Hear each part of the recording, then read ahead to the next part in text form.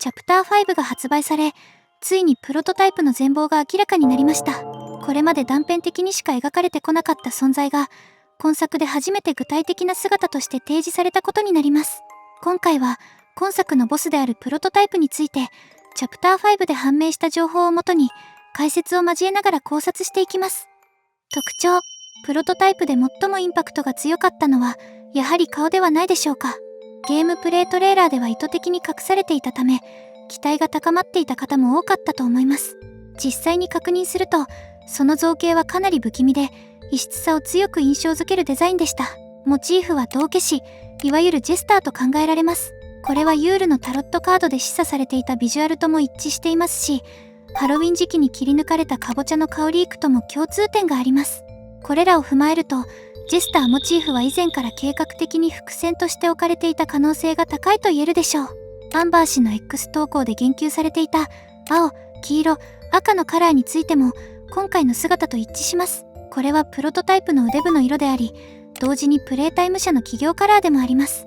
指は細長く、人間の関節構造とは明らかに異なります。しかし可動域は広く、非常に器用に動かしていました。さらに指先を合わせることで、突き刺す攻撃が可能な構造になっています。単なる異形ではなく、攻撃性能を明確に備えた設計であることがわかります。足は全部で6本あります。壁や床を突き刺せるほど強靭で、さらに壁面に張り付いた状態で高速移動する描写も確認できました。そして特に注目すべきなのは、ハギー、キシー、マミーの手を装着している点です。さらにキャットナップの毛皮もまとっていました。ここで思い出されるのが、マミーのセリフである、あいつの一部にされる。このあいつがプロトタイプを指していると仮定するなら、回収された実験体が解体され、パーツとして取り込まれている可能性が浮上します。キャットナップも回収後に解体され、毛皮として利用されたと考えることはできます。また、ハギーの手を保持していることから、プロトタイプがハギーの治療に関与した可能性も考えられます。目的、プロトタイプの性格を一言で表すなら、残酷という言葉が最も近いでしょう。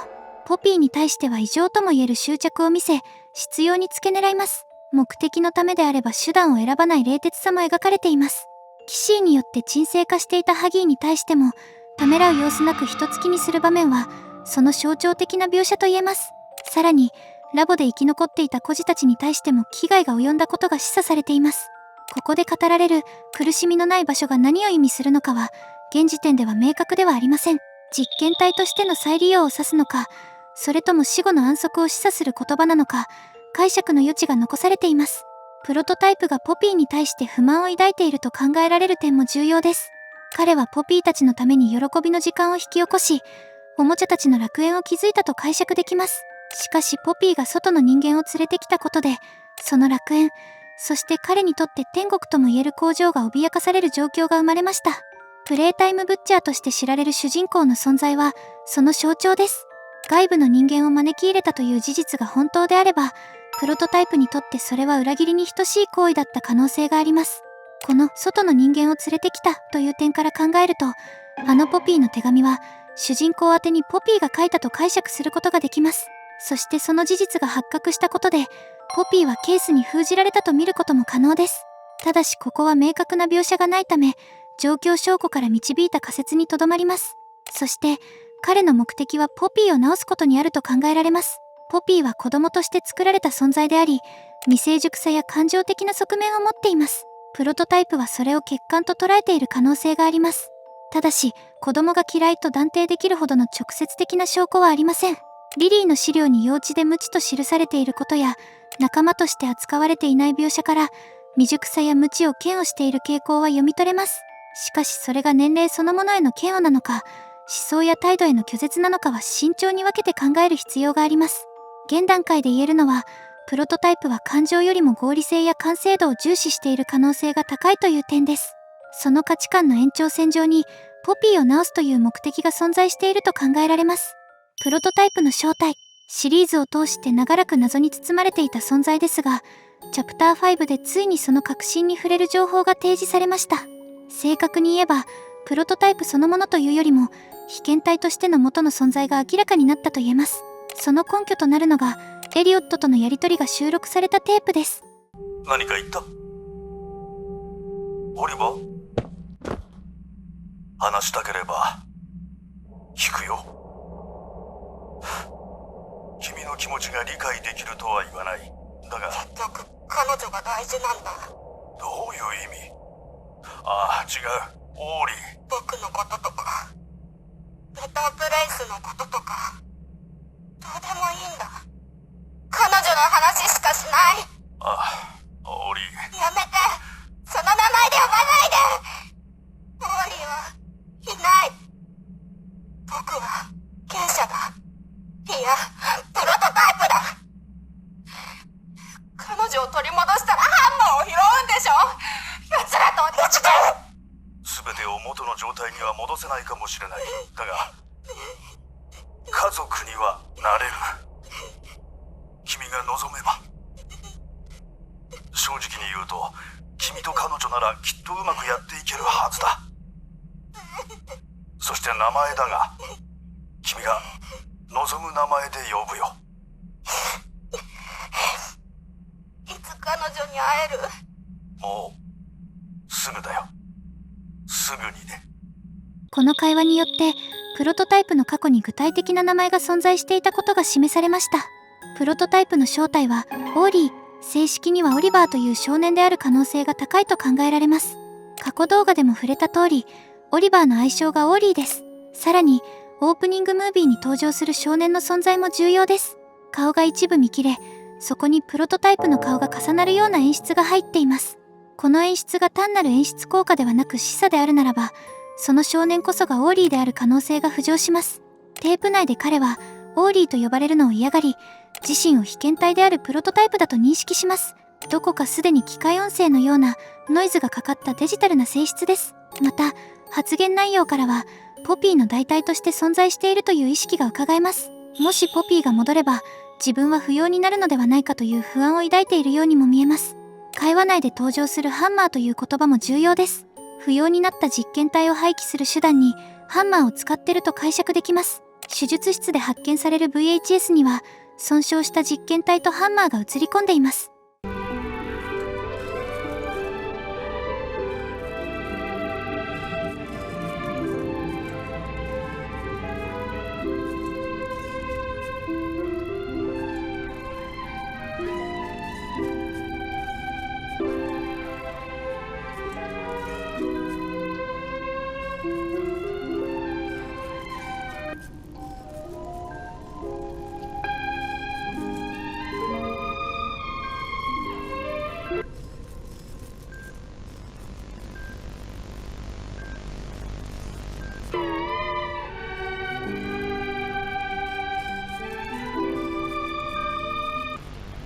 この描写と重ねるならば、ハンマーは廃棄処理を示唆する象徴と見ることができます。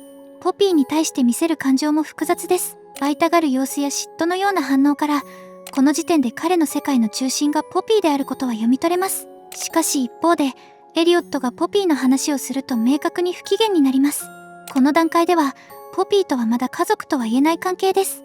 むしろエリオットが将来的に2人を近づけ、家族にしようとしている構図が見えてきます。現在判明している資料から見る限り、プロトタイプの元の存在がオーリーであった可能性は非常に高いと言えます。ただし、プロトタイプ自身が語ったかつていたオーリーという表現が何を指しているのかは慎重に考える必要があります。それが改造前の人格なのか、消去された存在なのか、あるいは別個体を示しているのかは断定できません。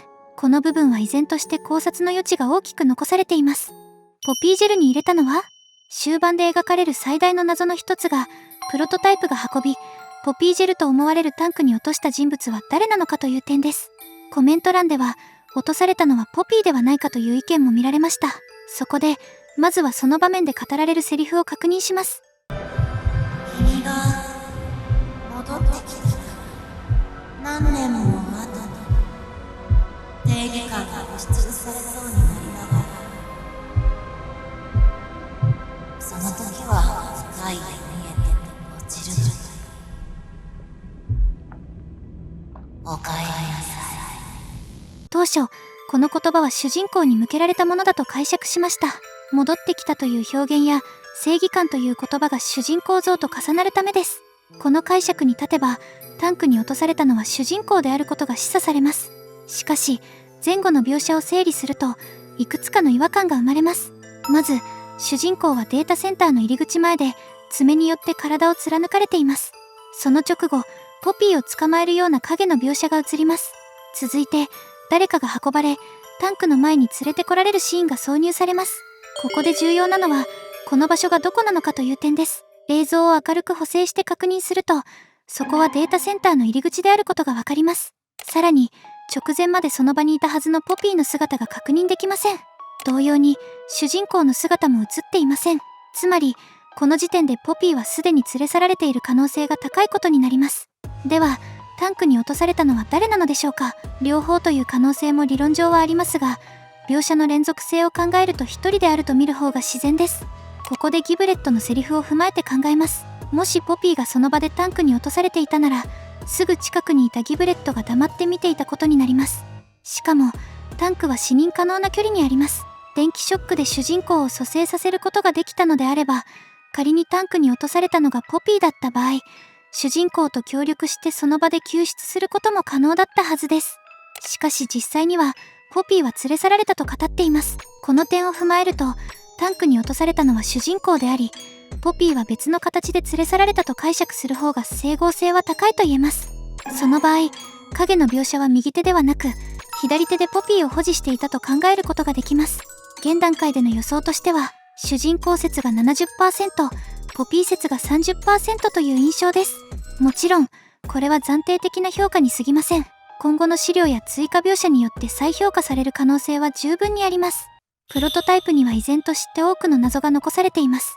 別個体説の問題や制作背景に関する情報など、掘り下げるべき要素はまだ数多く存在します。次回は、そうしたバックストーリーに焦点を当てた内容を扱う予定です。今回の考察が参考になったと感じたら、チャンネル登録、高評価をよろしくお願いします。